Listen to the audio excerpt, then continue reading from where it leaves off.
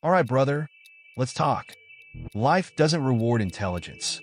It doesn't reward how many books you've read, how many ideas you have, or how smart people say you are. Life rewards action. Period. You can have all the brains in the world, but if you're not out there making moves, taking risks, and putting yourself in the game, none of it matters. Think about it. How many smart people do you know who are stuck in the same place, spinning their wheels, overthinking everything, while others with half their smarts are making progress? Here's the truth. Action beats intelligence every time. You don't have to be perfect. You don't even have to be good when you start. But you do have to start. The first steps you take might suck, and that's okay.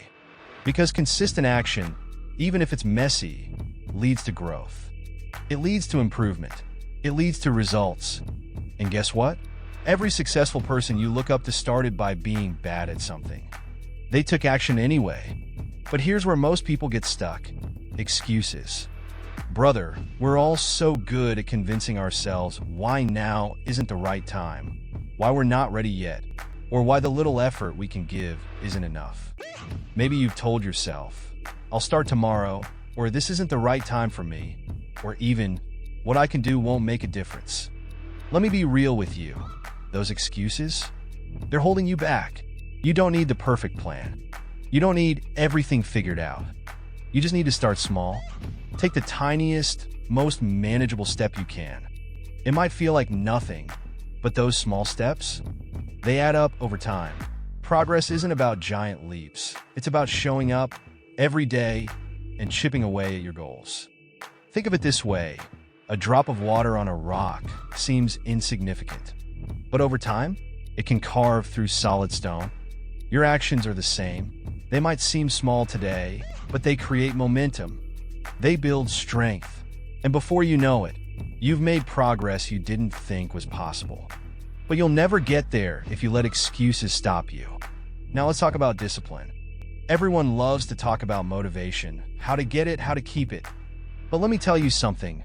Motivation is overrated. Motivation is like a spark. It's great to get you going, but it's not going to keep the fire burning. Discipline is what is that? Discipline is showing up even when you don't feel like it. It's doing the work even when it's boring, even when it's hard, even when no one's watching. That's the difference between people who make it and people who don't. But here's the catch. Discipline without measurement is just busy work. If you're not tracking your progress, how do you know if you're actually getting somewhere? Let me share a story. A man worked with a writing coach. Every week, he thought he was making progress because he felt busy. He spent hours brainstorming, researching, and planning. But his coach asked him a simple question. How many words did you write this week? And when he looked at the actual number, it hit him.